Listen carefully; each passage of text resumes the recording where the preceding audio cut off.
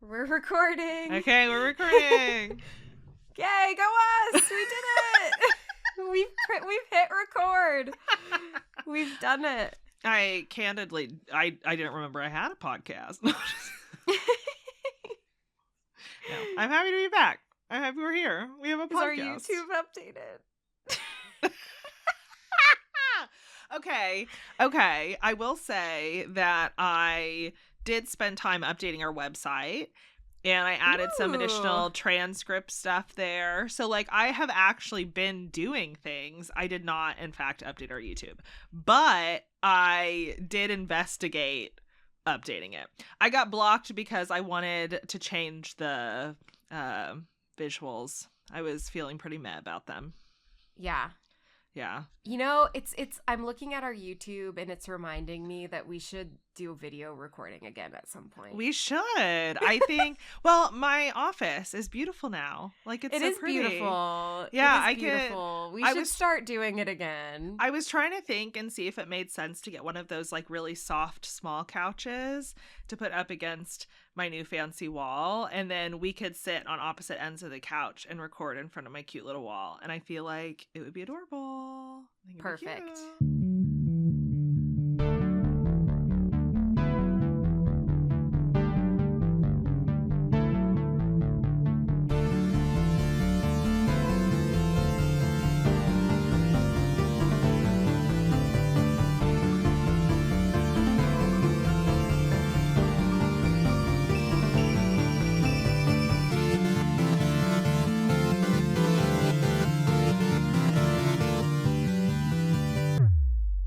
Anyway, we're back. I'll probably cut out a lot of that. It's good. Getting back into the swing of things. But yeah. It's nice. I think it actually makes sense that we're back with date everything. We had to go back to our roots, right? Yes, that's true. We had to go back to our roots. Although I will say, like, nothing has been able to top the dating sim experience of Dream Daddy. Honestly, we peaked, like, gameplay wise for dating sims with Dream Daddy. So far. Yeah, like I've played Boyfriend Dungeon came close. That was fun. I still haven't played that one. I need to give that one a You would try. like it. But Dream Daddy was really, truly, like, a top tier dating sim, and I didn't even realize it because it was the first one that I had played. Yeah. Okay, are we ready? Yeah. Hi, I'm Bridget. And I'm Maddie. Welcome to Baddy Breakdowns, where we hang out, have fun, and play games all the way to the end. Sometimes. Today we're going to talk about date everything and some more. Taking you on a deep dive into the game as we share our own experiences and opinions while playing it. Lastly, we'll close with our personal rating for the games. With that, let's date everything. I mean, I don't know. Yeah, including the kitchen sink. Do we date the kitchen sink? Yeah. Yeah, we do. Yeah. I think, isn't it all the sinks, though? It is all the sinks, so it's also the bathroom sink. Yeah. Yeah. That one wasn't my favorite, candidly. I did not play all of them. You didn't play the sink? You didn't date the sink? I didn't date the sink. The sink was actually kind of interesting. I guess I'm going to be honest with you. I got to about 40 and I was like, oh my God, I can't do this anymore. Well, how about we start telling our listeners what the hell this game is? So that they understand it. Why don't you do that? You do that. Yes, I can totally do that. Also, I do feel like one thing we should bring back, I think. I miss the deep dives. I agree with you. I miss going a little bit more into how it's made. I agree. So I think we should bring that back. And then I will say I listened to a podcast about this game a long time ago. And one of the interesting things about the creation of this is that the game was created by a voice actor. Oh, yeah. So you told me that's why it has so many voice actors in it, because the game creator is a voice actor. And he said that originally it wasn't supposed to be this large in scope, like 100 characters. Yeah. But he just kept adding them. And he was like, I just kept doing Why it. not? So that's as much as I remember. I mean, I feel like you Which can I thought it was see- cute. Yeah. You can see it celebrating the voice actors in the game, because I noticed before you had told me that when you go through your, like, Rolodex of people that you can date, next to the icons for them, it includes the title of the voice actor who is speaking for that character. And I've never seen a game bubble up stuff like that outside of credits. So it makes sense. It was cool. Yeah. Yeah. It was very cool. Fun. Yeah. And there's also a lot of really popular names in this. There's like a lot of the primary voice actors from Last of Us, I think. It is stacked. Yeah. No. It has like almost every voice actor you can think of. Yeah. Like gaming related voice actors. Like, I mean, they even had Brennan Lee Mulligan, who isn't like a gaming voice actor, but still. Well, it had multiple dropout people. Oh yeah, you're right. Yeah, it did. Yeah. I had looked up at some point because I wanted to start matching people to people so that I could get a better idea. And and a bunch of Critical Role. It just had like the nerd community. Yeah. It was just like. Which is so fun. Oh, it had just Zuko. Really good voice actors. Remember, it had Zuko. Mm-hmm. So if you guys haven't figured it out yet, we're gonna date everything. we're dating everything, baby. That's what this game is. I think the only way to describe it is to literally be like, you date everything. You're in a house, and pretty much everything in the house, including the walls, the air vents, the tables, the sinks, this cutlery, whatever, it's all dateable. And you theoretically do this through these magical glasses from a technology you worked for as a customer service person for like a day. And then you magically have them, and you can now date your house, everything in the house. Mm-hmm. And I think your main character is supposed to be kind of a loser. He kind of is, yeah. Or they kind of are. I don't think they have a gender. But they're kind of a loser. They talk a lot about how they just haven't really dated much. And so you just date your house, because that makes sense. Mm-hmm. And that's what this game is. But, like, when we say date everything, like, everything in your house you can scan. It's crazy. The photo frames, the dressers, the vibrators in the drawers. It's, like, really crazy. The soap. The bobby pins. Yeah, the hangers. I will say that when I had heard of this game, I fully, like, I guess thinking about like first impressions for some of it, when I had heard of this game, I was kind of shocked that there would be a game that was built where you could date theoretically everything in the house, and I wasn't really sure if they would actually make it everything, or if it would feel like you were in a house and here's like your 10 things, you know what I mean, where it doesn't really feel, but it really was legitimately everything, which is kind of crazy. It was wild. It's very impressive. Yeah, it was a feat. Do we want to, before we actually dive into talking about the game, do a really quick recommend and who to recommend it to, so people can know before spoilers if this is something they're interested in? Yes. Yeah. Would you like to go first, Maddie? Who I would recommend it to? So I medium recommend this game. Like, I recommend it in that I really love, like, you can feel how much passion was put into this game in this project. And it really was made with love. So I always like recommending games that were like made that way, because you can feel it. Mm-hmm. And so I do appreciate that. I would recommend it to people who like dating sim visual novel experiences. Like, there is no traditional gameplay, quote unquote, in this game. It is experiencing little vignettes, and there is an element of choices mattering, but it's not like it's not Life is Strange style choices mattering. It's like these little mini vignettes of date scenarios, and then at the end of it, you kind of result in a relationship status with that object / person. So if that sounds like fun and interesting and you like that cast, like, that's another one. Like, if you're a nerd and you know all of these voice actors or these like personalities, like a lot of them are in D&D stuff, right? Then I think it's fun for you, and maybe you could look up a guide and just do like the characters that you're interested in doing, if you don't mind being spoiled. But I would recommend it for those people. I probably wouldn't recommend it if you don't like story-based things. I would agree.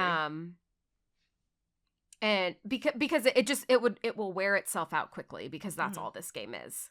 So if you don't like the main premise of the game, then I wouldn't play it. Yeah. Yeah. It's also very LGBTQ plus friendly. That's true. Yeah. It's really, really, really inclusive. Mm-hmm. Yeah. It's really lovely. With 101 plus or whatever characters, they had a lot of fun ways that they built in inclusivity in this game, which I think is they fun. really did. It was like body inclusivity. It had like all sorts of different relationship styles, different orientations. Yep. Yeah, like a lot of things. Yeah. It was really cool. So you would medium recommend it. I think for me, I'm in a very similar boat. I think a lot of what you said aligns with how I was feeling. The one additional thing that I would add is this is much more of a breadth game than a depth game. Because when you have 101 plus, or I don't remember how many exactly because I got the DLC. But when you have that many, you're not going to get like to poke back at Dream Daddy, where even I was mad at only 3 dates. I think I was mad at Dream Daddy's only 3 dates. That was still like more depth, I feel like, for some of the characters in this game than you got. So if you like dating sims where you're going to be spending a lot of time with a small amount of characters and getting really deep into those relationships, that's not really what this is. So if that's something that you're like, oh, I would be really bummed if I didn't like get to go really, really, really deep into individuals each time, you're not going to be doing that here. But other than that, like, it is, I think, made very well for the more story, like visual novel-esque type of dating sim, which is still fun. It's just different, Totally. Yeah. Cool. Well, in that case, spoiler territory now. Yay. So first impressions, Maddie, tell us. First impressions. Okay. My first impression was that I thought the opening was very funny and like cute. I thought it did a good job of like setting you up for what this game was going to be. Like, it was lighthearted. They had like fun facts on the loading screens, which I thought were funny.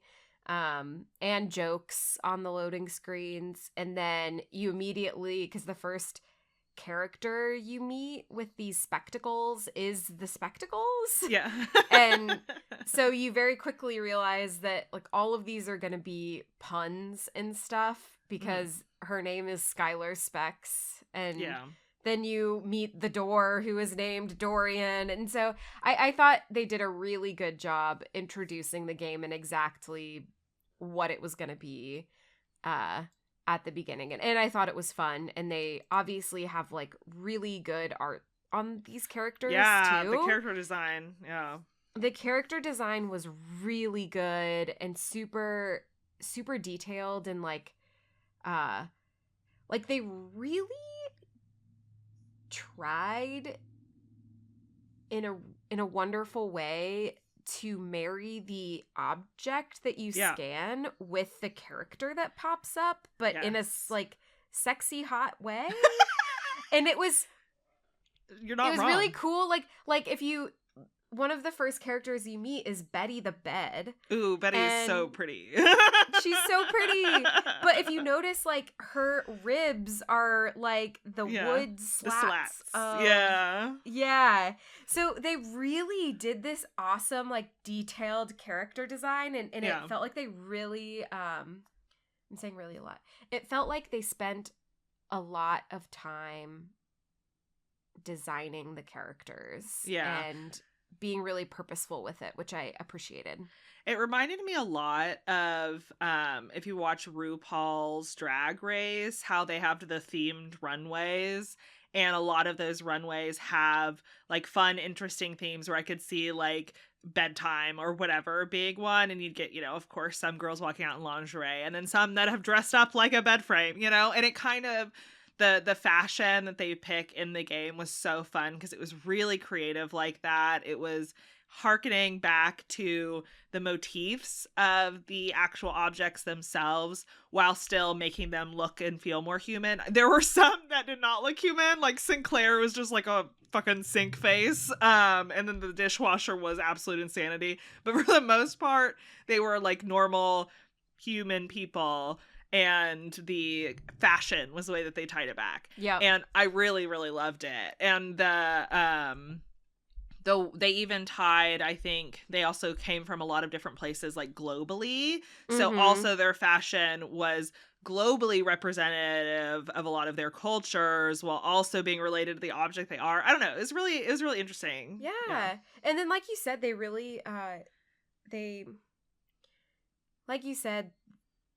they had a lot of different ways of representing diversity in a great way, I thought. Yeah. And I think I wouldn't have expected, I think, anything less when you have so many options here, but I'm glad that they leaned into it the way that they did. They even had, for example, one of the characters was like a globe, and one of the things that she wanted to do in order for you to progress through a relationship with her was to meet other people from different cultures around the house, which I thought was just kind of cute, you know? Yeah. And so they like definitely leaned into it, and I was in multiple poly relationships.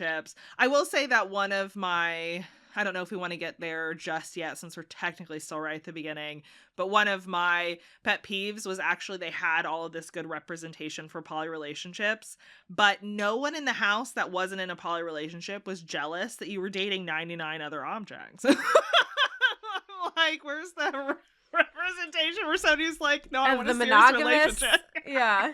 It was almost too open. Yeah, for everybody.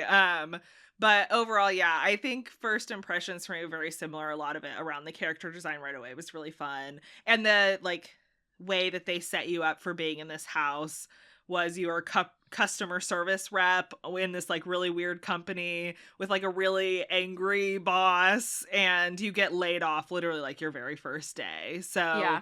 And then somehow, like, this dude on, was it Discord or was it a fake Discord, messages you, and he's like, I've sent you these glasses, it's top secret. Tinfoil hat. Yeah.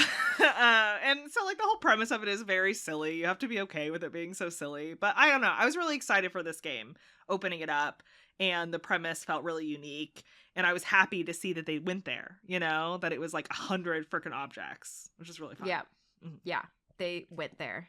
Yeah. They committed to the bit. They did. Do you want to talk about our favorites and least favorites? Because I've got a list. Yeah. And I'm going to preface, I know that we've talked about this, but and then we'll get back to this when we talk about the things that we didn't love as much, but I didn't date as many characters as you because I got a little bit tired of dating them. Maddie cannot date everything, we've learned. I did not. So I feel like I might have more shallow opinions than you might, because I just didn't reach everyone. I mean, I think I only got to about 80 some. I don't plan to stop, which is one of the reasons, like, I watched the ending for the podcast so that we could do it, but I could finish the game right now if I wanted, but I didn't want to because I wanted to meet the last 20. So when we get to like talking about the ending and stuff, that's going to be like high level based on like watching some other folks that have played through it, but I only made it to about 80 because I was trying to take my time, and there's a lot of objects. It takes a long time, you know. So okay, well, I can start with some of my favorites then. I have favorite interactions and favorite hotties. I have slightly different buckets for very particular reasons. I love it. So I'll start with favorite interaction because it was the Brennan Lee Mulligan interaction, which is so fucking good. So full like context, I'm playing this game on my like handheld in front of the TV while we're watching Dropout, totally unrelated. I had no idea that Brennan was in this game, and I start dating a board game because I love board games. Why wouldn't I date a board game? And I'm like, I recognize this voice, and so I went to go look it up, and I was like, oh, it's Brennan. That's so fun. And the interaction while dating this board game, one, he was so annoying. The actual character themselves was terrible.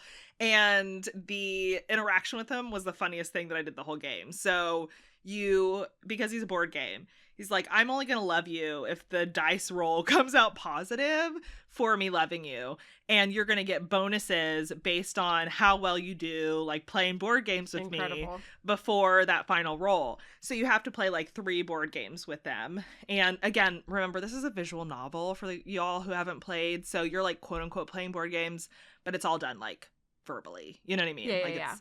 So we're quote unquote playing these board games, and the first game I'm about to lose. And I was like, oh my God. And they give you an opportunity to cheat.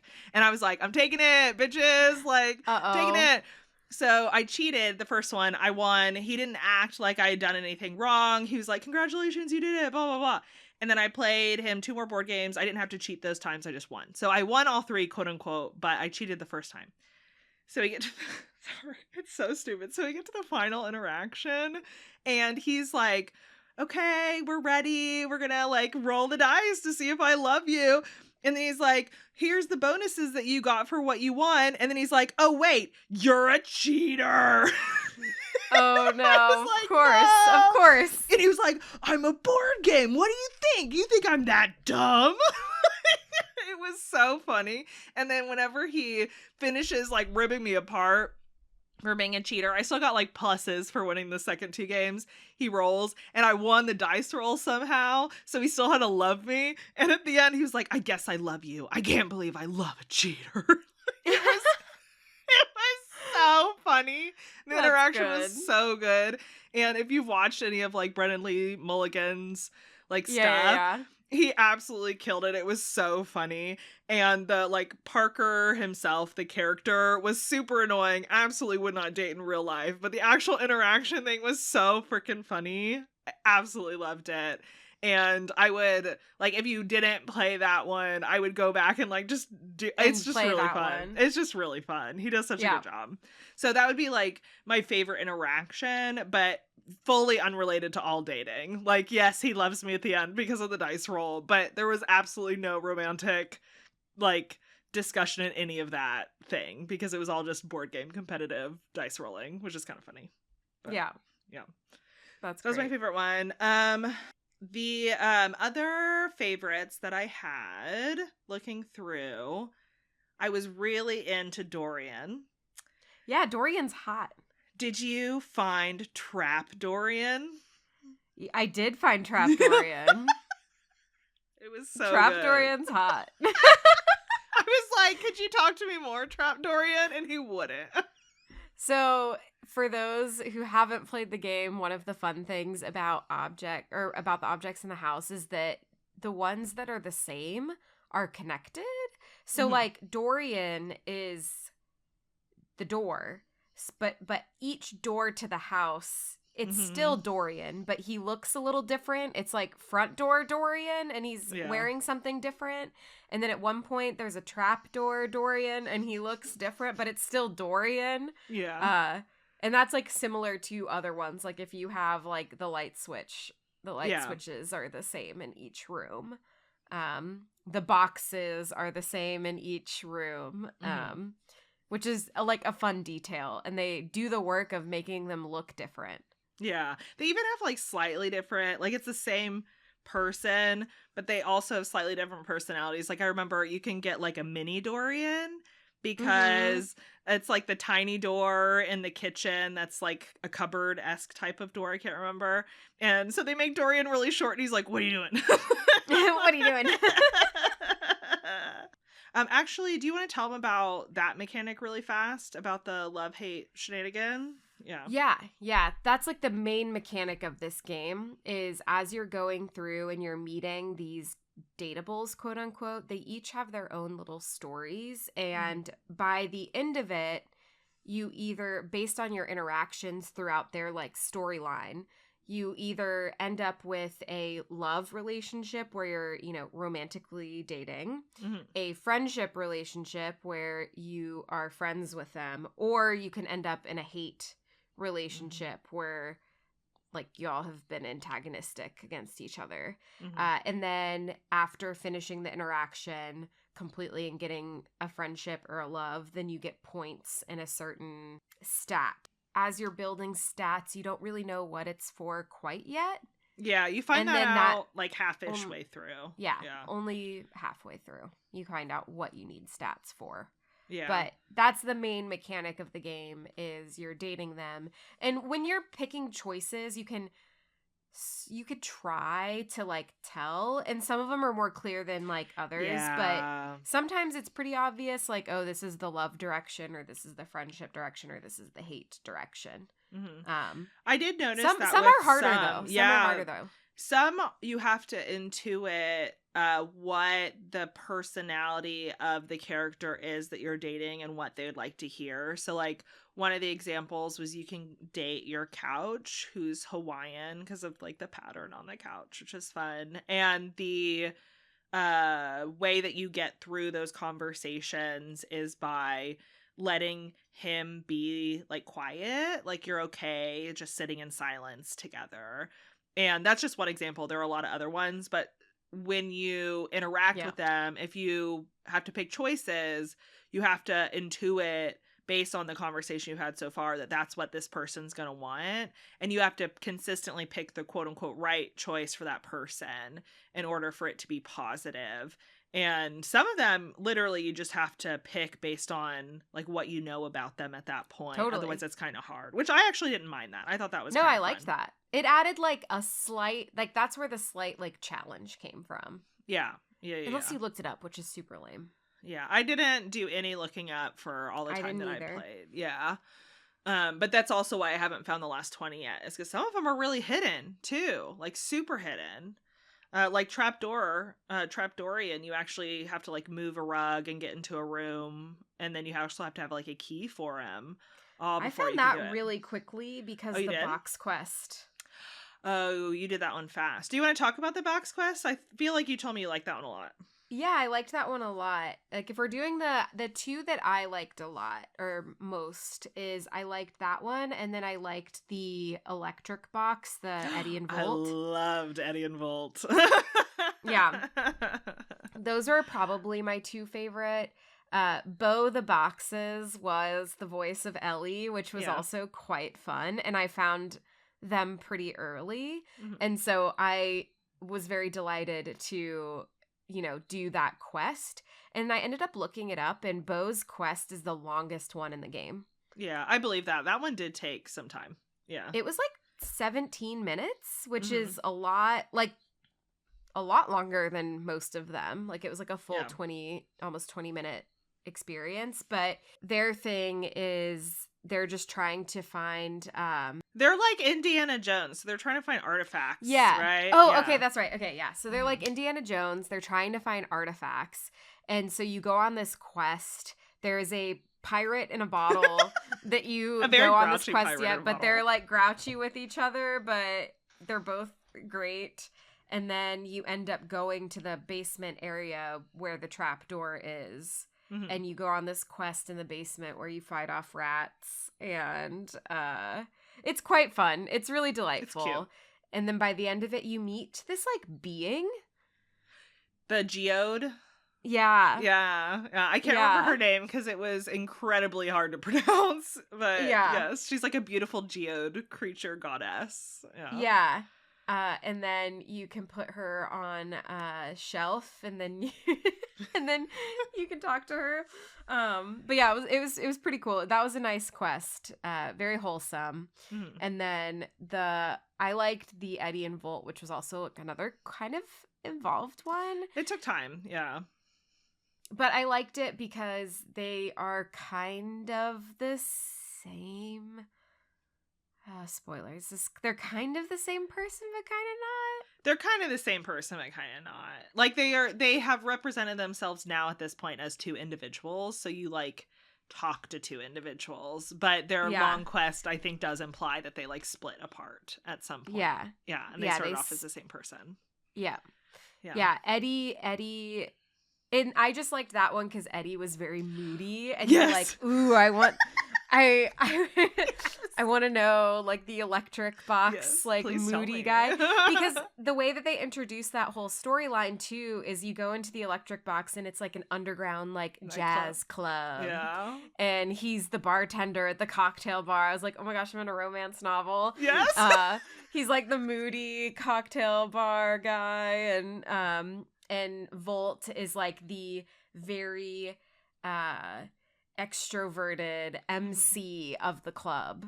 Yeah. And so as you're talking to them, like Volt is like kind of trying to talk you up and like flirt with you, and Eddie is like trying to not talk to you at all and like ice you out, but you're like, oh, but I just But you love that. We love that. Yeah, but we love that. We love it. And it's actually funny too. I didn't realize that they were the same voice. Oh, I don't even know if I realized that. Yeah. Yeah, they're the same voice actor, and that's. But my original instinct was, are they together? I was like, are they dating? And that's spicy. But then they ended up kind of being the same person. But then you still get to date them both. Like, you still love them both when they pop on the screen. So yeah. But that one was also one of my favorites. It was one of the first ones that I did. So my bar was set really high, really fast, because that one was so good. It was one of my favorites, and I also like the character design for both of them, because again, they were so moody and fun. I don't know. Yeah. And then from like a looks perspective, more so than a storyline perspective, I thought Daisuke, the dishware, woo, he was hot. I liked his storyline too, though. You didn't like his storyline? No. I liked his storyline. It just wasn't like as standout as those other two for me. But like, I thought he was very good looking. Yeah, I had him on my list. I'm trying to remember exactly what it was, but there was some interaction like early on with him where he kind of does a little bit of like a commanding, dominant-esque type of combo with you. Not like super extreme, because that actually is a different character, but like a little bit. And I was like, oh, okay, dishes. Ooh, yeah, you're like, okay. Ooh. All right. So yeah, I really liked his too.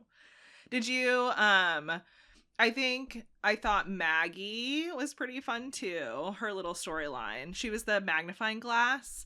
So you had to go on like investigations. I thought that one was pretty cute. Yeah, that was fun. Yeah. And I actually really loved the character design of Betty. I thought she was so gorgeous, and like her pillow dress was so good. And it was kind of a cute storyline, because you did like you sleep with her every night, right? Because she's your bed, and she's got like a secret crush on you, and she doesn't want to say it. And that one I thought was pretty cute. And then there were some characters that I wanted to punch in the face or punt out the window that were terrible. Absolutely awful. Who are your least favorite? That was pretty much everything in the kitchen that wasn't Daisuke. Like, pretty much everything else. You're like, no, kitchen's not for me. Kitchen was not for me.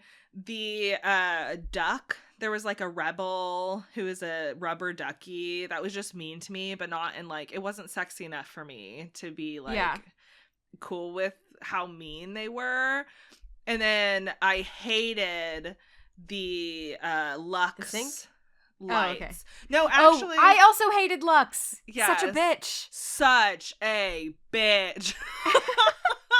Like, I get that they probably put mixtures of personalities in here because somebody likes that somewhere, but holy shit, it was awful. Yeah. It was bad. So those are probably my least favorite. And then I had a couple of least favorites that weren't because I didn't like them as human beings, object things, but because their storylines creep me out, which is Teddy and Fontina, because like Fontina was a fan and she's obsessed with you, and she felt really written very young, and it felt creepy. It felt like I was taking advantage of her. I really didn't like it. And then Teddy is your teddy bear, and I hated that too because it was like associated with you being a kid, and I was like, So did you like me when I was like a baby and you had like you were just sitting in my I don't know. It just felt really weird. You can't think about some of this stuff too much. It was too much for those couple of characters. And like Teddy was really nice, but I'm like, I literally can't date you, Teddy. That is creepy as shit. That's like me dating my babysitter. And like that's gross. No, it's weird. It's totally weird. Yeah. What about you? I thought, Lux was my least favorite because he's such a bitch. And then I thought like Timothy Timepiece was kind of boring. My first foray with the hangers was pretty fun, but then I got a little bit bored of the himbos. Yeah. And like I said, I didn't meet as many as I probably should have because, which we'll probably get to that, but that was my least favorite. Yeah. I think the thing we can maybe start transitioning into likes and dislikes. I think for me, one of the bummers about having like I named a few that I hated, but there are a lot more that I was just very lukewarm on that I just really could care less about. And the eventual premise that you unlock is that you can actually realize these objects and turn them into real humans based on like the stats that Maddie was talking about. So if you have a certain level, it's different for every character. You can realize them. They can become whatever. And the only way that you can do that is after you get their ending, which is by figuring out like the friend, love, hate thing. And then they just leave.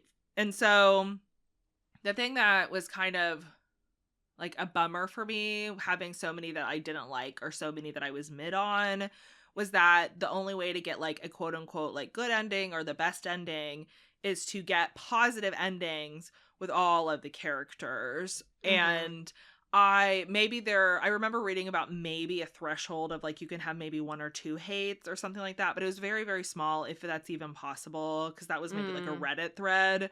But for the majority of them, you have to have positive like endings, the friend or love. And it was really making me mad because it felt like hate wasn't even really an option. Like I couldn't be a little bitch back to Lux because I wanted a good ending, you know? Yeah. And so they gave me these options and they gave me these people that I really didn't like. But I felt like in order to get the best ending, I needed to interact with all of them, even the ones I didn't like. And I needed to do it positively, even though I wanted to punch them in the face. And that kind of, it felt like they gave me the choice and then it was kind of a fake choice if I wanted a good ending. You know what I mean? So. Yeah. No, that's totally fair. That's totally fair. Yeah. And it sounds like you maybe got a little bit tired of dating so many. Yeah. So that was my main criticism is I simply got bored. Like I really appreciate what they were going for, and there was some really good storylines that I ran into, but to your point, there was more because each one has such a distinct personality, which is both a benefit and a drawback though, because somebody might be for someone but not for me, but you still have to do their storyline. Yeah. And so to me it felt kind of like a chore versus feeling fun. And then I was like, okay, more of these are chores than fun. And I didn't want to look up spoilers because I didn't want the storylines to get spoiled. Yeah. Or like, I didn't want where locations were to get spoiled because some of it is like finding everyone. Yeah. At the same time, I like wanted to know which ones were worth it so that I could prioritize those. I don't know. So then I ended up getting stuck almost in this like spot where I was having a medium amount of fun, but it was taking a long time. And then, sorry, my dog is like digging in his little bed in the background. So ultimately, I just got like a little bit bored with it. And then I was like, there's too many good games to play. Yeah. I'm just going to watch the ending. And maybe what I could do now is do that thing that I'm talking about where I reach a threshold of, okay, I don't care if I get spoiled, but I want to play the storylines that are worth it and go look up people's like favorite storylines or look up the voice actors that I like and do theirs. Yeah.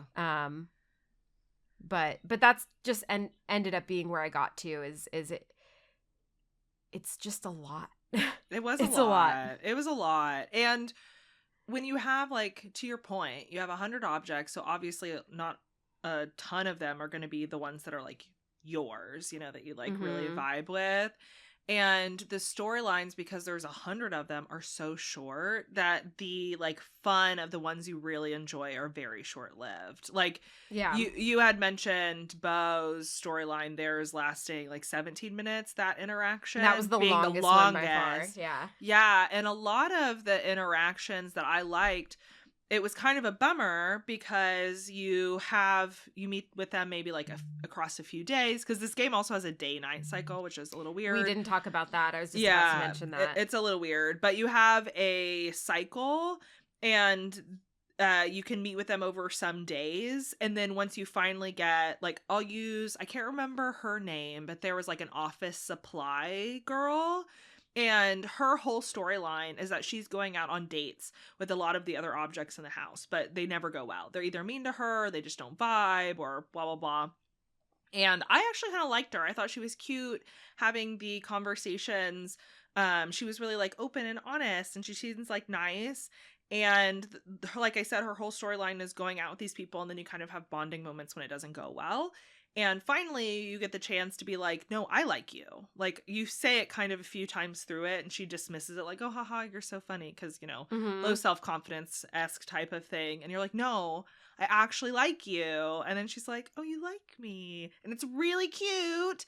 And then you get your little, like, ending with, like, love and blah, blah, blah. And then you can't interact with her anymore. Yeah. That's it. Like, until you decide to realize them and get, like, an ending after that. And most of the endings are literally they just like leave the house. Mm-hmm. Like you're done. And so that was kind of the bummer for me, is that the favorites that I had that I'm like, ooh, I really, really like these ones. Like they're really good. And like the characters were cute and well written and adorable. And they end after probably maximum like 15 minutes of total interaction throughout this game. Yeah. And you get kind of like the ending, quote unquote, feels like more like date one. To me, like it felt like I should have had so much more with them, but you can't do that obviously when you're making 101 things. That game would have been massive. Yeah, it would have been massive. It would have been crazy. Like I get why they made the choices they made. It was just a bummer for me because it felt like I wasn't bored, but instead it did feel like chores because I felt like I was trying to churn through to find those magical ones that I'm like, ooh, I really like this one, but then like the value hit that I would get for the ones I really liked felt almost diminished because they were so short that I enjoyed it, and then it was over, and then I had to go hunt again to try to find the next one that I knew I was gonna like, Yeah. Just kind of a bummer. Yeah. And the day-night cycle, like I'm trying to think of what I maybe could have done differently, because like I don't think with the way that this game is, like the premise of date everything, I think it would have been harder to make them longer, like from a like game length perspective, because it's already like pretty beefy. Yeah. But I think one of the things that made it feel more like a chore is the day-night cycle. So you could only do a certain amount of interactions in a day. I think it was like 4 or 5. Yeah, it was not a lot. It was not a lot. And to complete a storyline with a character, you have to go to them like day after day. Like you can't do all of it at once, but you have to do it like over the course of multiple days. And if you didn't like someone but you wanted to just wrap it up, that's what ended up feeling like a chore. And maybe it would have felt less like a chore if you could have fit more in the day before you had to go to sleep, because then the sleep to wake, it was like time wasty. In a way that it was a lot of repetitive, like, oh, I've got to run to bed to do the exact same thing I'm going to do tomorrow.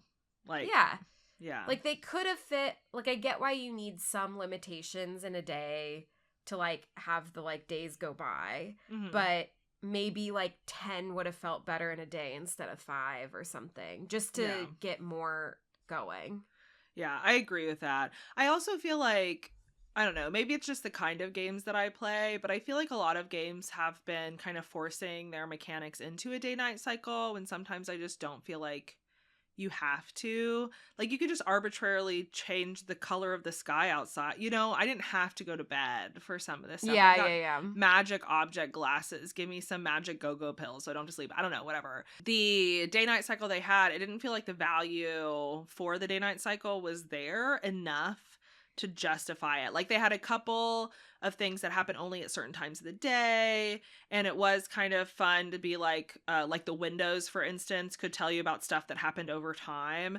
So like that was nice. But like, did I really have to go to bed? Did it really have to be limited to 5? Like, what really did that do? Could you have just made that easier for the sake of like a game that's already so suspension of disbelief that you know?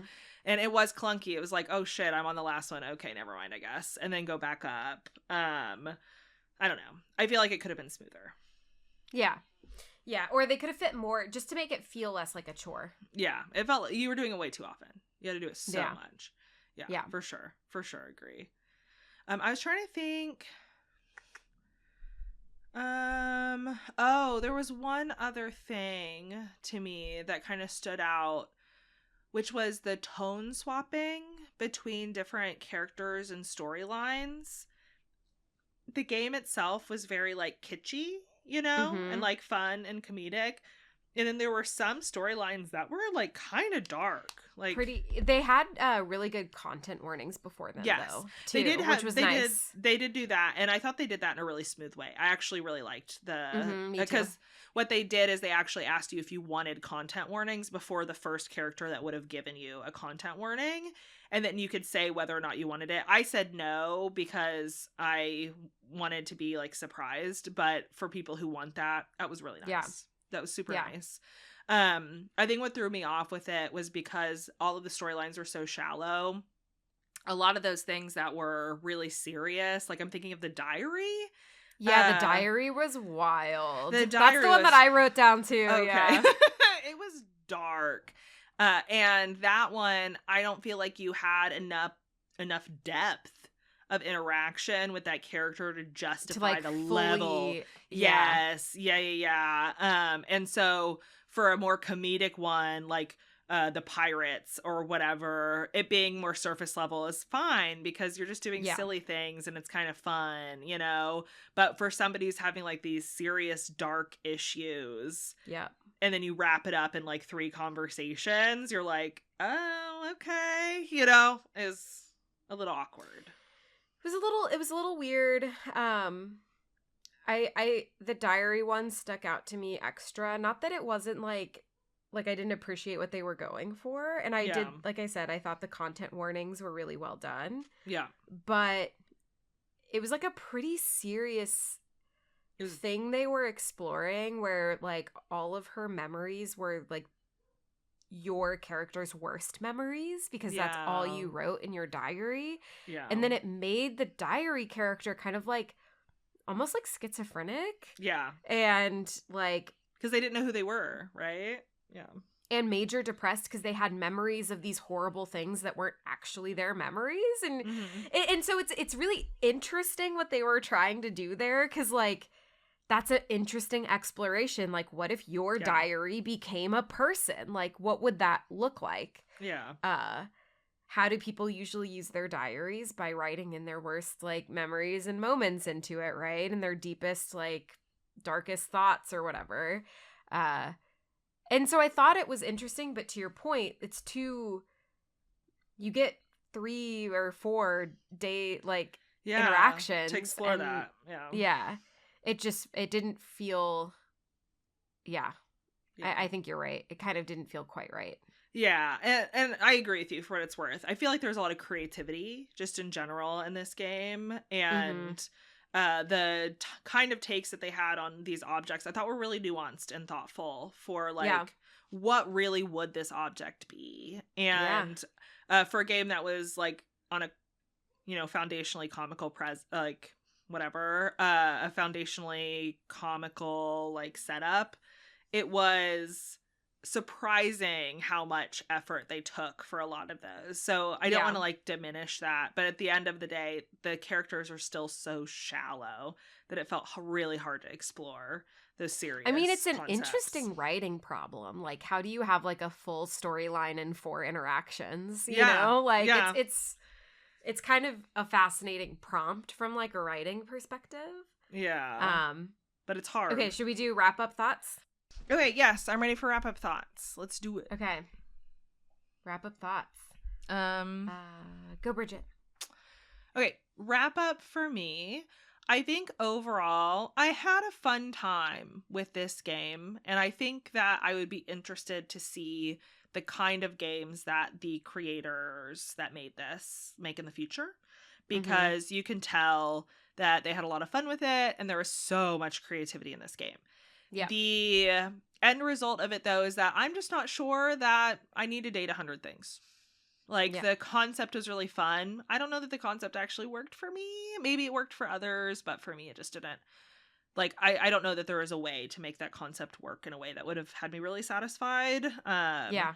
after playing it. It would have been too long a game. If it had more depth, Yes. it would have been too long of a It would have game. been way too much. Yeah. So I think at the end of the day, it just didn't really work.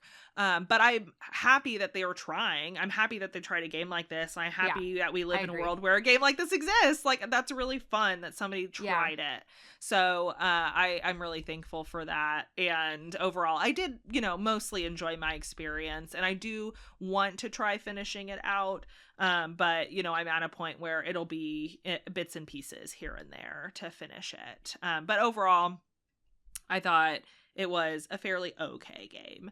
And I would say I'd probably give it, since I can do halves now, I'd probably give it like a 2.5 out of 5. The 2.5 primarily positives being the character design, the actual art style itself, the voice acting, some of the writing scenes were just really, really good. Mm-hmm. And overall, like I mentioned, the creativity I really enjoyed. And that would be the 2.5. But yeah, that's mine. Yeah, I very similar, which sometimes it's nice when we have different opinions, but for this one, we have very similar opinions. Yeah, I felt pretty similarly. I enjoyed it. I got over it pretty quickly. I'd love to see them, like, do a way more scoped game, because I think that, to your point, they've shown some really interesting ways of thinking and, like, creativity, and to your point, the voice acting was really great. So I'd love to see what they do next. Just kind of honing more of that. Yeah. And yeah, I agree. I just think it was just too much. And maybe it's a factor of, like, I know I've said this before and we've talked about this before, but I just don't like long games anymore. I just don't like them very much anymore. Like, I drop off. Like, Clear Obscure, though, that's a long ass game and you made it through. That's true, but it had like 3 distinct acts. Yeah. That felt like it paced itself in a way that made a lot of sense. Like, the first 2 acts were very story heavy, those could have been pretty fast. I just did more of the side stuff because I wanted to. And then the third act is like, you could go straight to the ending from the third act. Like, you don't have to do any of the side stuff in the third act. So I think for me, it's more about, like, I just can't have, or not, I can't have. I just don't love. It's not a positive for you. It sounds like a game that's long needs to overcome that somehow versus a positive. Yes, you're right.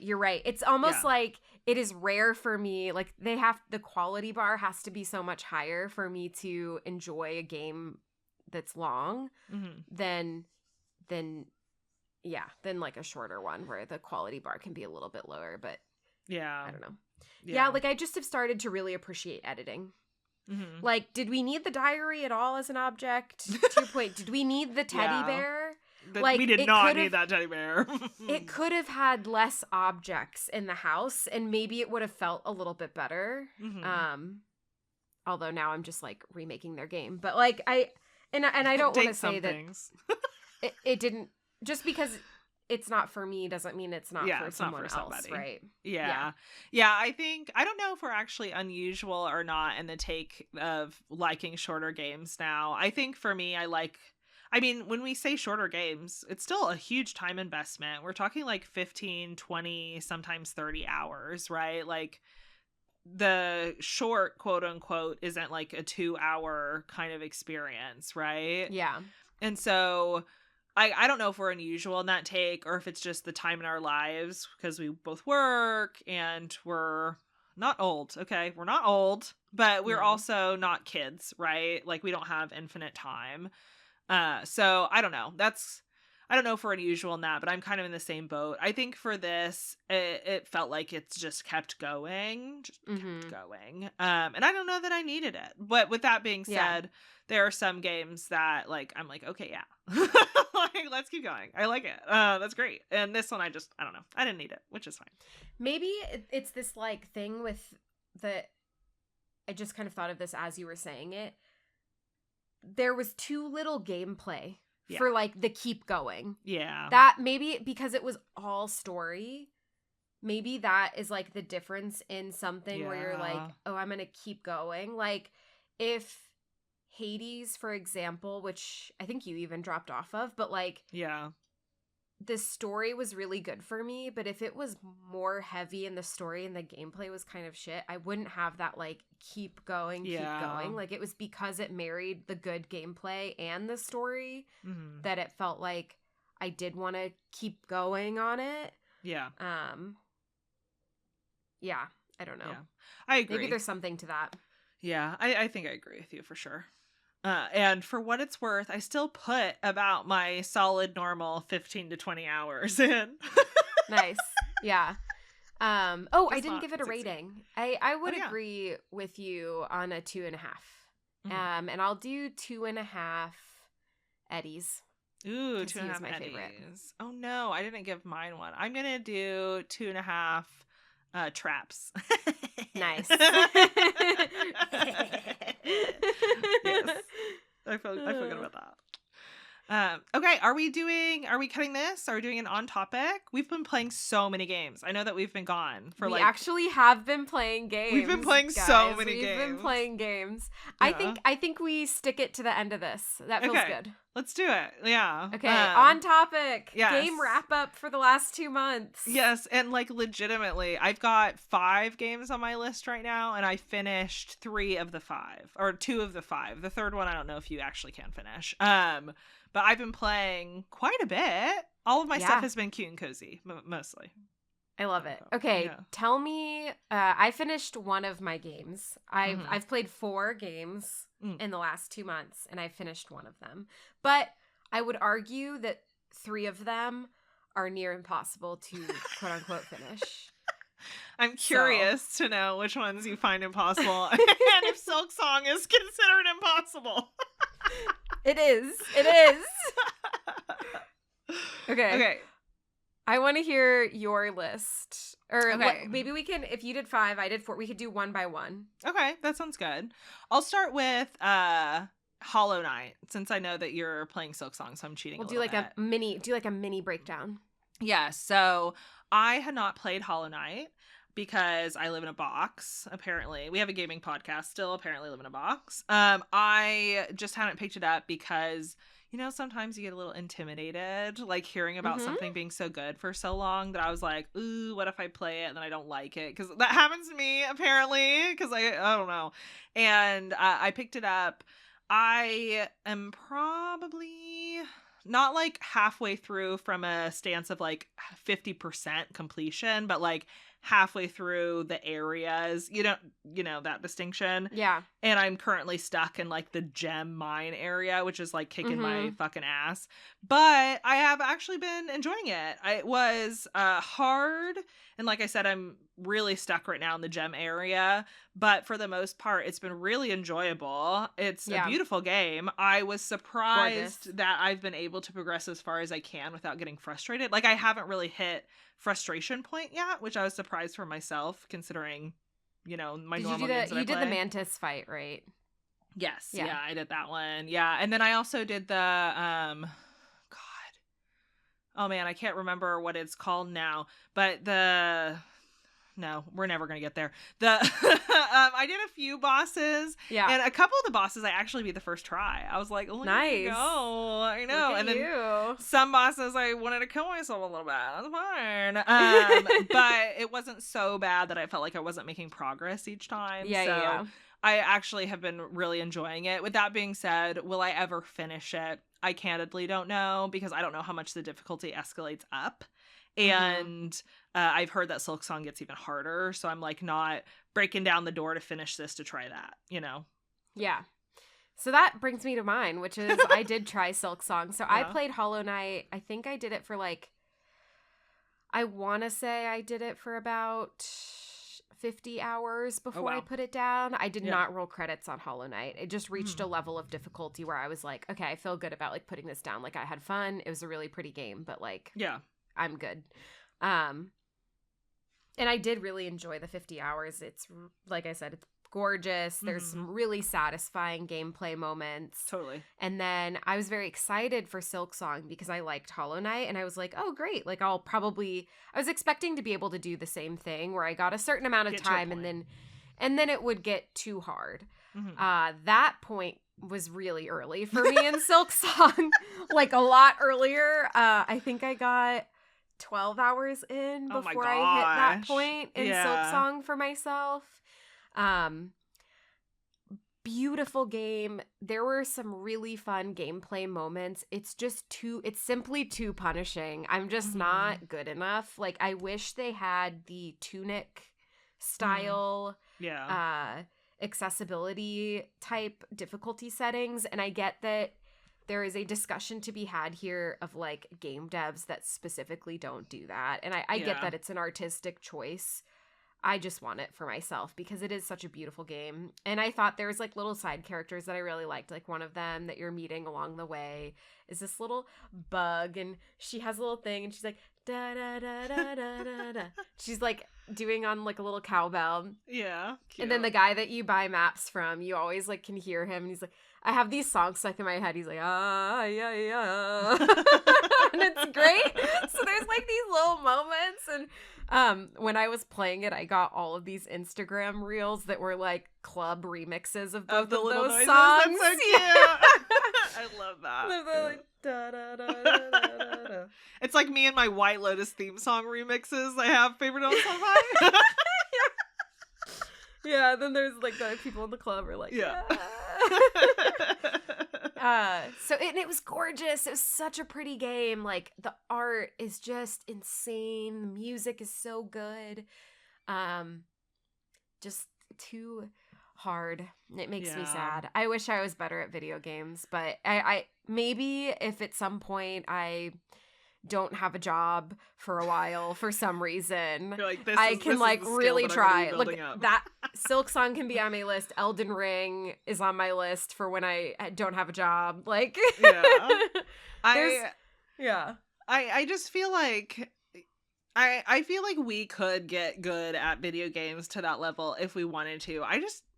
To dedicate that amount of time, I just don't know if I need it, you know? Like, I don't think I'll Yeah. be fulfilled by it. I do agree with you. There's some conversation there around accessibility in video games, and I tend to be staunchly on the, like, just please, God, put it in there. But, you know, I get it. And It's an interesting discussion to have. It's an interesting discussion because it's like you can see both sides of it, and then people make mods, so then it's like, well, should they just do it because like people are gonna mod making it? Yeah. I don't know. Like, I just don't know how I feel about it. I saw a really interesting discussion happening about accessibility modes on Celeste. And they're so good. so what was really interesting is the post that I was reading was about a game developer who was like, I was inspired by the accessibility modes in Celeste, so I added it to my game, but I think it's hurting it. Like, can somebody help me figure out how to tweak this so that I can keep the accessibility modes, but I can figure out how to make this so that it doesn't feel broken? Which was a really interesting topic. And one of the creators of Celeste was in the comments talking about accessibility and like how they approached it. And it was so interesting because they were talking specifically about how when you think about quote unquote cheaters or people using accessibility mode, and the people have say like, oh, well, if you include it, don't let achievements, you know, be achievable in accessibility mode and all that kind of stuff. And the take of this creator was like, well, when you think about accessibility mode and the people that it's made for, their difficult is different from your difficult. And Totally. when you turn on accessibility mode as somebody who needs it, that makes it achievable for you. And it's still hard. Like, it might have taken you 100 attempts to do do this hard thing, it was going to take them 1,000. And with accessibility mode, it's going to take them their 100. You know what I mean? Yeah. And so being able to, they still get those aha moments. They still get that achievement feeling. It's just that they changed the bar so that they could successfully reach those wins. Yeah. Whereas without it, they might not have been able to. And the way that they talked about it was really interesting to me. And I really like the way that they express the it. creators of Celeste. Like, they talk about games in such a good way. They do. Like, such a nice way. And I felt like, wow, you really care about people, like the way that they described it. And then, of course, you have the Grinches in the comments that are like, it devalues my success. And I'm like, I don't think it does. No, like, it doesn't. I don't think it does. This gross. is an individual one-person game. Like, yeah. You got your achievement. You did that. Like, why can't... I don't know. So I'm staunchly in the camp of, like, I just wish people would do it. But that's coming from the perspective of somebody who... There's a lot of games that I would love to be able to pick up and explore and experience that I'm just never going to be able to, because I don't want to put in that time commitment to become as skilled as I would need to. And I still want to enjoy the art. So really my options are like watching somebody play it on video, which just isn't the same, you know? No, it's not the same. I was thinking about that with Cuphead. The art is so cool and the game is so freaking hard. I can't play it. I just can't play it. And I watched Markiplier play the whole thing. And it was fun, but it wasn't the same. It's like I would have loved to play this with my dad. My dad and I tried to play it. And it was just way too hard for us. And I was like, you know, it would have been a really cool, like, father-daughter bonding moment if we could have, like, actually played this game together. And instead, we beat the first level and then died on the second level a million times and then quit. Yeah. You know? I was lucky enough to play that one with someone who was very good at video games, so I could kind of be carried, like, a little bit. Yeah. I could, you know, which is a little nicer. But yeah, I've heard people in the discussion around, especially like the Dark Souls-esque, the Souls-like games, where it's like, well, that's literally the point. And, you know, I get it. I do get it. And I think if it changes the main gameplay for people, that's when I'd be like, well, you know, like, I don't know. But I feel like a lot of you don't developers have to turn it on. Yeah, a lot of developers You're have only come up with ruining it creative for yourself. ways. Like, if you don't need it, don't turn it on. Yeah. So, I don't know. Yeah. But bummer. I'm sad that you can't continue. I probably won't get there just because. Yeah. Okay. Next one. Discounty is what I had been playing. And I actually like. Discounty, like a discount with a Y at the end. Okay. Yes. So I found this one on TikTok, where what it is you run a little grocery store inside of a dilapidated town. And yeah, I like the premise of it. I thought was super cute, and I really, really loved this game. Oh my god, it was so fun. It was like you're on the side of JoJo Mart, like in Stardew Valley. That's funny. And there are moments where you have to you're there with your aunt, I believe, and she's definitely making like JoJo Mart decisions, and you are Joja. What is it? Joja? I don't know. I always kill it as soon as possible. Doesn't matter. The decisions that get made are like, we're gonna knock down this historic house so we can expand our store, and you're like, ah! But it was really fun, and I actually thought the system that they had designed for upgrading was really well done. So you play, like I said, you're running this grocery store. Yeah. And so you're also in like a little town with people. So you have things to do with them, storylines, you have things to upgrade for your store, and things to like progress the main storyline. And the way that you progress and upgrade your store aligns actually really, really well timed with the progression of the storylines happening around you. And so it never felt like I was kind of stuck in let me grind to upgrade my store so I can continue, or, I upgraded my store all the way, let me go grind these storylines to get this to realign back to continue. None of that really happened. It was just kind of smooth. And I was really, really satisfied with it. I'm sad that it's over. Like, I think technically I have some extra stuff at the end that I can continue doing, but I don't know if I can continue upgrading my store anymore. or if it's just like storyline-esque types of things. Mhm. So I need to look at that. But I really, really enjoyed it. I thought it was really Nice. fun. It was so cute. And running the little grocery store was cute because you actually have to run the store. Like you have 8 hours or whatever a day when you're like running to stock the shelves and you're checking people out, and the checking people out is a little mini game. I thought it was adorable. Was it kind I of really like liked the Dave the Diver sushi restaurant part? Yes. Yeah. Nice. It was like that. It was really cute. And I thought the premise of it, you being on like the corporate side, was also kind of cute because you were trying to, different perspective. Yeah, it was a different perspective. And you also were trying to be wholesome, but it's like your aunt, right, who's making all these decisions. So you're trying to figure out, you're like, well, I just work here. Like, why are you protesting me? I don't know. It was cute. I really liked it. Interesting. Yeah. Interesting. Why are you protesting me? Literally, they had like little like protests outside your store, and you're just like, I guess I'll go in now and like run my business because I have a 9 to 5. I gotta clock in, girl. Like, I'm That's sorry. funny. That's great. It was fun. Oh, fantastic. Okay, my next one is Deep Rock Galactic Survivor, which... Oh, yeah. Wait, is that different than Deep Rock Galactic? Is that... It is. It's a different game that it's the same creators, obviously. Mm-hmm. It is like a... how do I describe it? It's kind of like Vampire Survivor. I have 2 games that are kind of like Vampire Survivors in a way. It's like a deja vu.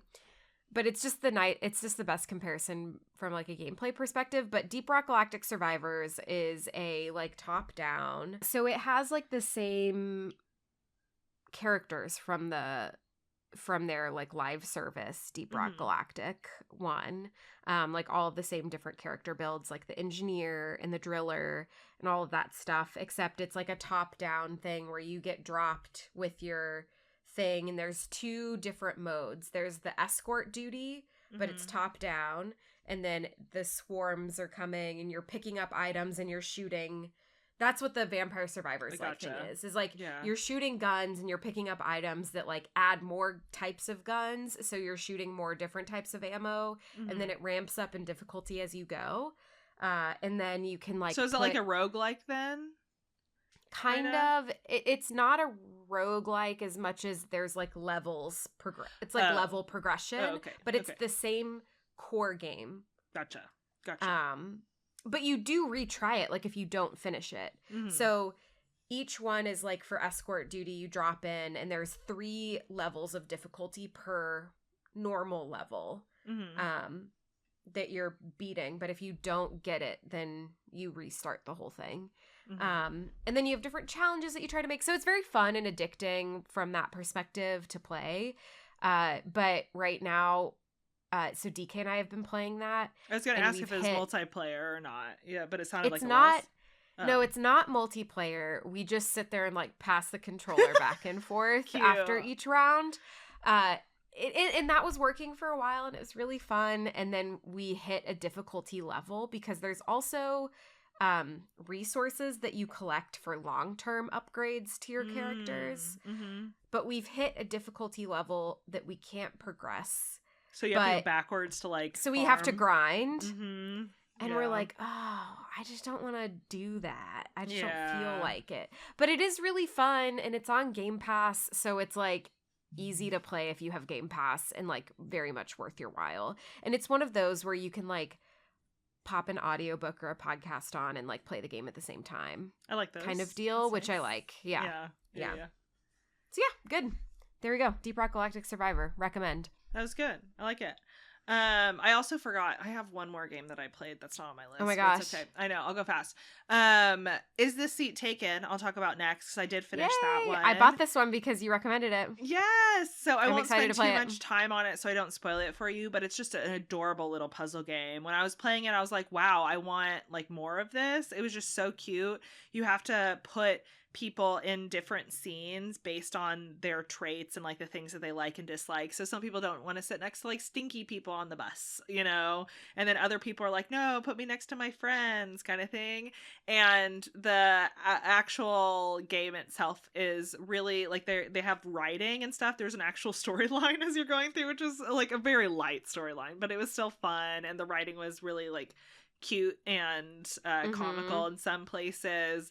The puzzles themselves are super satisfying without being super difficult. I really liked it. You'll like it, I think. Yay. It's cute. Okay, I'm excited. All right, my next one that I'll also be fast about is called Ball Pit. Oh, yes. Also on Game Pass, and it is another Vampire Survivor-y style game where you're shooting a ball constantly in a pit to defeat enemies. Whoa, balls and pits for ball pit? And you're collecting different types of balls. Like you could have like a poison ball, you could have a burn ball, and then you fuse them together and make a poison burn ball, and you chuck it out a thing, and then the thing that's happening in between your different pit visits is you're building a village. Like you're getting resources to build a village, and there's like resources that you're gathering. My main issue with it is they have a mechanic that I really don't love personally with the resource gathering that's very strange. So the way that you're building your village is you have a plot. It's top down. I'm trying to describe this in a way that makes sense. Okay. And you have I'm visualizing characters. it. I've got it in my head. But they're really little. And you have resources that you have to actually you have to have your characters gather, like wheat, stone, and lumber. And then you put in your plot both buildings and farmland for the wheat, the stone, the lumber. Gotcha. But then the way that you collect resources is you shoot the little characters into your little top-down grid, and they bounce off things, and you only collect the resources that it, pass through? By passing through it. Yeah. And so they bounce off of buildings, so you have to angle it almost like billiards. Interesting. I don't know how else to describe it except like that. It's almost like billiards, and they don't infinitely bounce. It's a certain amount of time, and then when the clock runs out, that's it. So you do you get so many harvests and so many characters, so you only collect you can only do one harvest per in between the games. Interesting.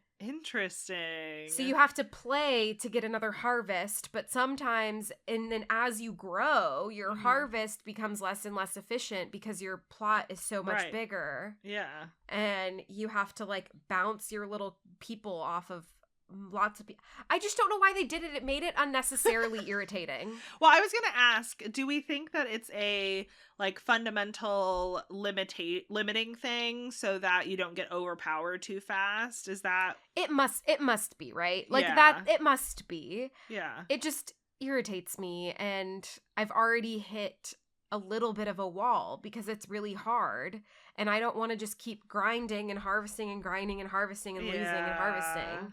Yeah. Does the farm stick through with you as you play, or does it ever get reset? What do you mean?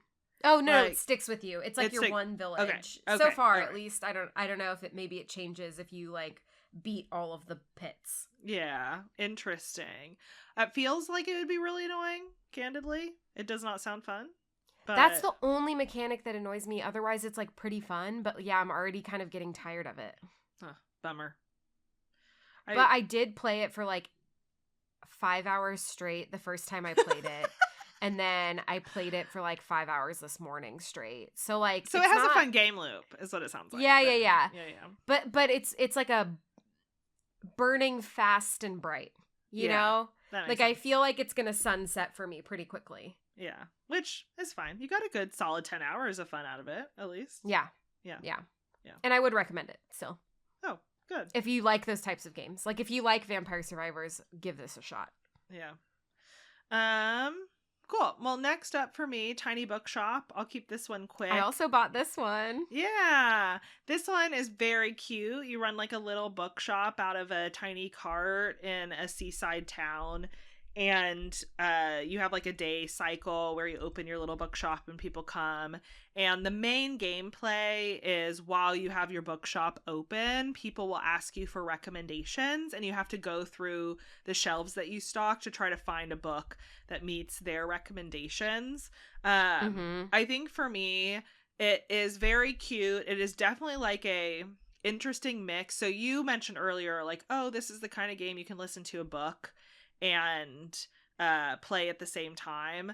And this game is interesting because I actually started playing it on an airplane while I was listening to a book, and I couldn't do it because the recommendations required so much reading to be able to map, because they'd be like, it doesn't seem like quite the right fit for a listening to a book. And no, it wasn't. But at the same time, the gameplay is slow, so you have like downtime while you're waiting for people to like ask you for a recommendation. And so I was like, it feels like I could be doing something else, because sometimes I'm literally just like clicking, not really doing anything, waiting for the day to be over. The wander stop approach. Yes. Yeah, and so it's like slow on purpose. Slow on purpose. And maybe as the game goes on, it ramps up and like how difficult those things get and how many customers you have, and so maybe that fills the time more. But I would say like my only hesitancy right now is that it kind of sits in that odd middle place right now. But I do think it's still really cute. And the books are real books. So that's cute too, because you recognize them and you get used to like when people ask for a rec, you're like, oh, I know exactly the book. And that's like really fun. So yeah, overall, it's positive, would definitely recommend it, but it does sit in that odd place. And it'll be interesting as I play more to see if you get more busy as your stuff grows or not, because yeah. Okay, I'm excited to play it. I think you should. It looks really cute. It's cute. It looks really cute. And I did get a book rec from it, because you're like reading real books, and I'm like, that book sounds so cool. That's cool. Wait, I didn't know it was like real books. They're real books. Yeah, which is fun. That's awesome. Yeah, I love that. Okay. My last one is Hades, and that was the one that I finished. Hades 2. Hades 2. Yeah. Wait, you actually finished it? Well, like I've like, so you don't, I haven't like 100%ed it. But like finished the main. But I finished the main.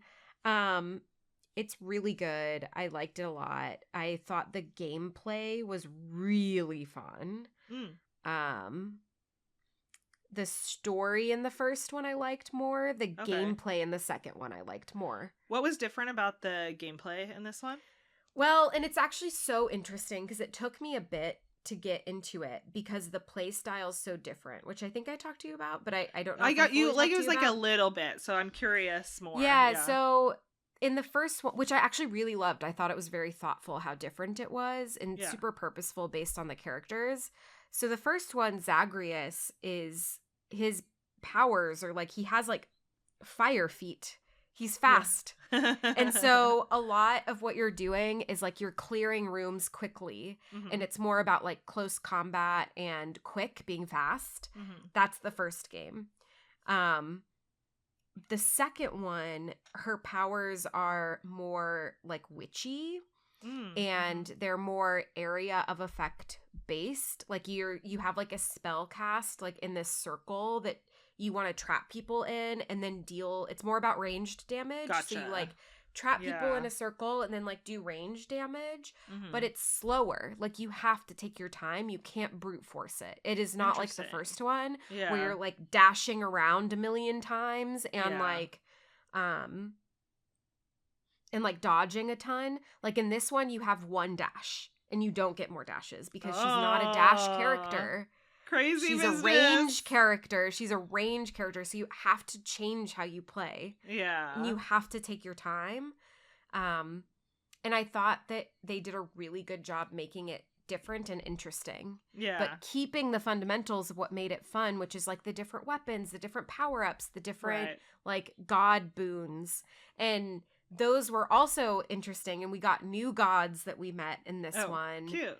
And like new boons that you were able to get. The storyline was like a little bit more like maybe not boring. Boring's not the right word. The storyline I just didn't. I loved the first characters. Yeah. And this one, I knew why they had to do it, but like this one. What do you mean by they had to do it? What do you mean I knew why they had to do it? Well, actually, I don't know why they had to do it, but like, you don't interact really with your old characters. Oh, like at all? hardly. Like, I don't want to spoil. Okay. There's like... Okay.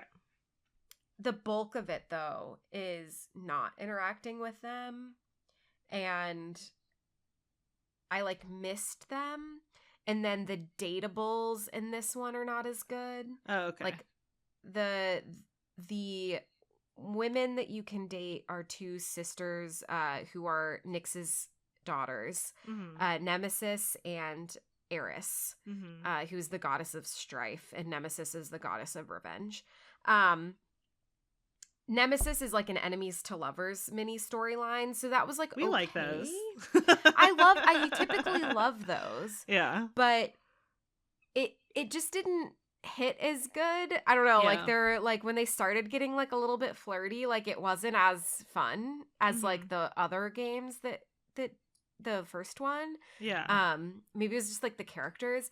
And then Eris, like I only know that you can date her because of her Reddit thread because her character sucks. Like she literally sucks. Like she's So you're like, bitch. I don't really care to even talk to you more. Yeah. Yes. Yeah. Yeah, I just don't care. And then I don't know what the male characters you can date are.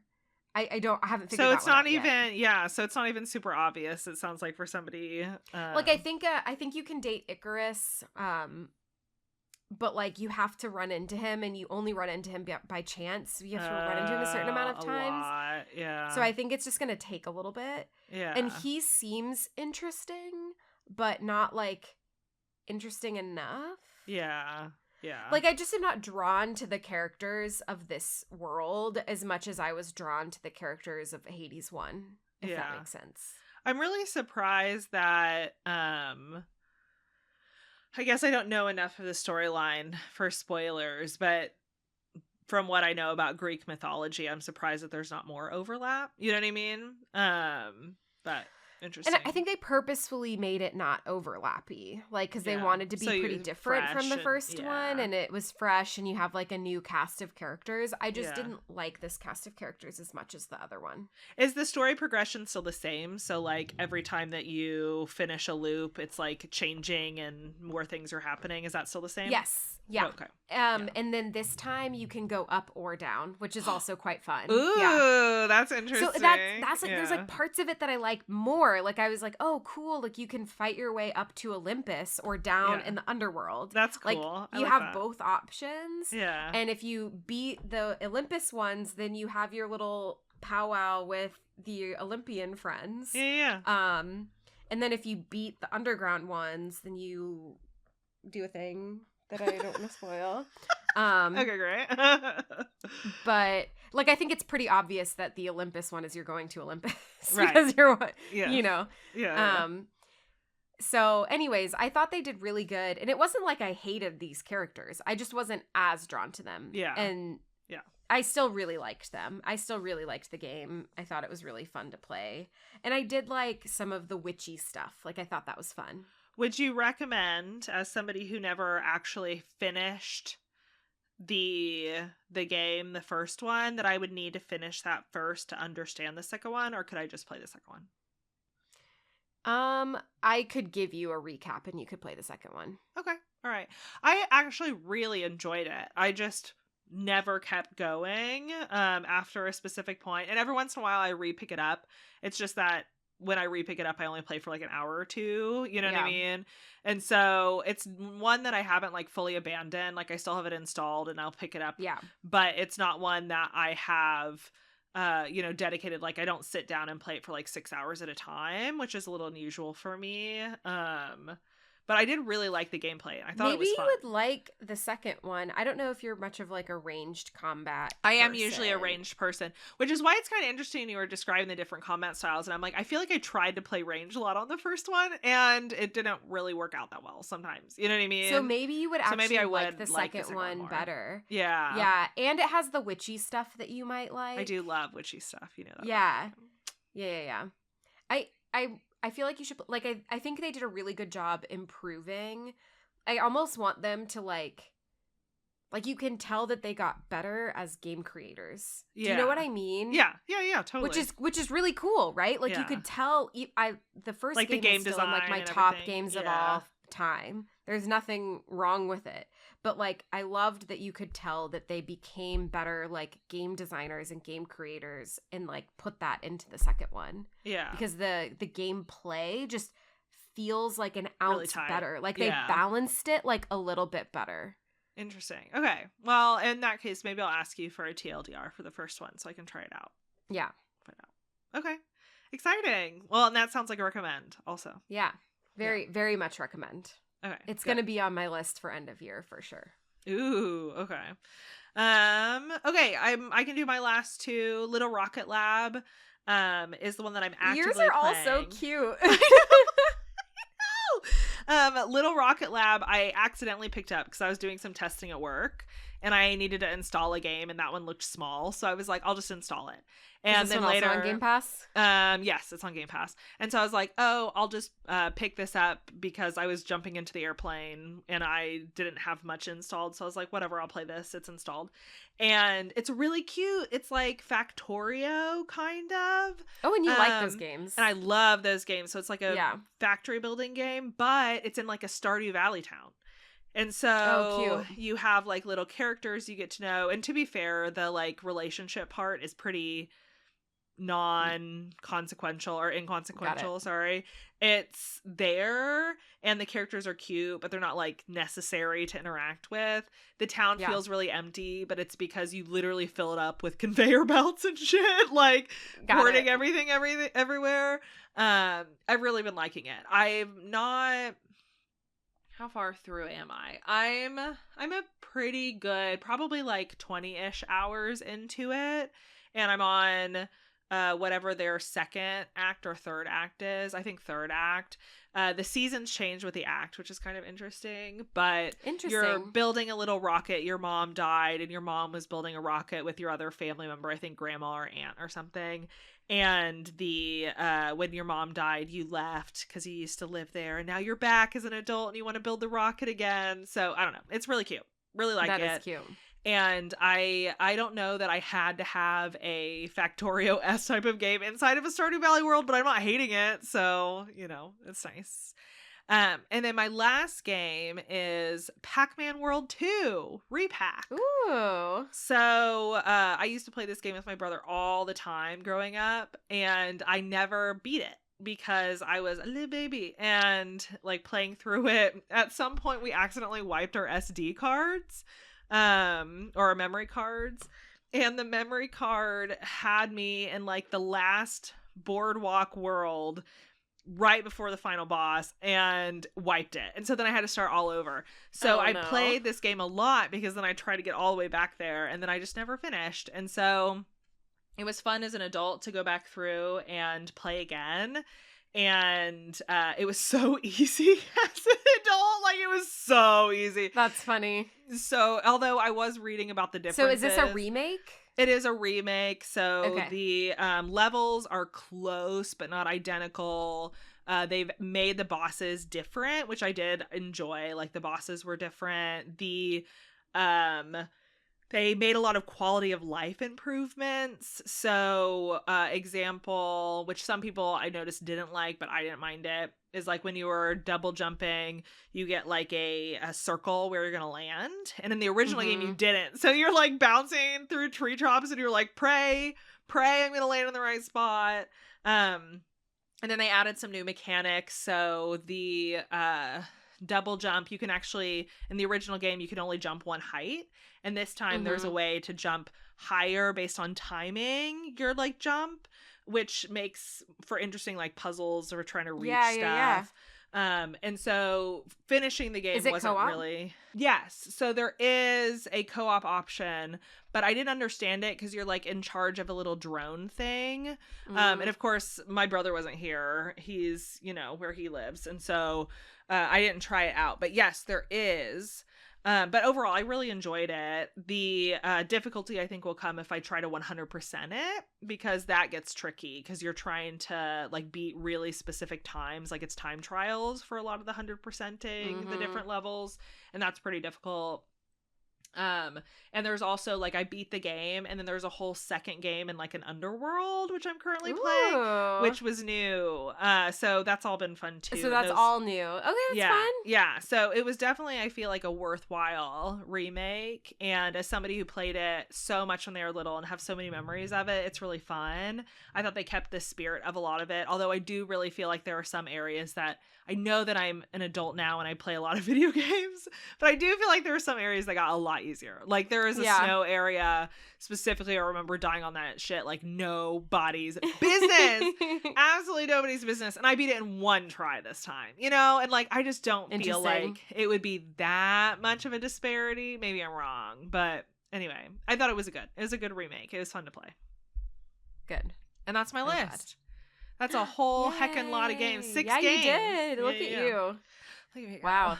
And you got 4. We did it. I had 4. I'm impressed with myself too. Yeah.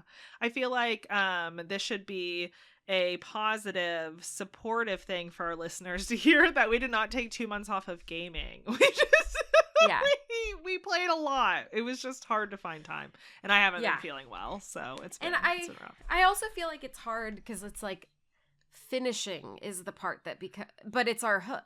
It's our hook. Like this one, Date Everything, I saw took people like 80 plus hours to like date everything. You know what I mean? Yeah. I wasn't gonna play that for 80 plus hours. No. And like going in, I knew I wasn't gonna do that. So no. Yeah. But okay, well, so fun. Go us. Yeah. What do we want to play next? Thank you for listening to our podcast. If you liked it, don't forget to subscribe and rate it. You can find us on Instagram, TikTok, kind of, Blue Sky, kind of, and YouTube, it's kind of.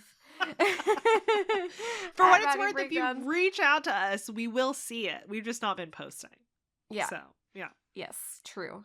And you can visit our website, for sure updated, baddybreakdowns.com, made by Bridget. The podcast art was done by the wonderful Tanisha Vernikar, and the podcast was edited by me, and I also made our theme song. Join us next time. Yes, thank you. Join us next time to hear us two baddies break down. Hello, editor Maddie here from the future. Our next episode is going to be our end of year baddie awards. That's what we're going to do next. And then next year, our goal is to get back into a more regular recording schedule. But yeah, this was a fun episode. Glad we got to wrap up some of the games that we've been playing, and excited to do the 3rd Baddy Awards of 2025. All right. Thanks, everyone. Bye.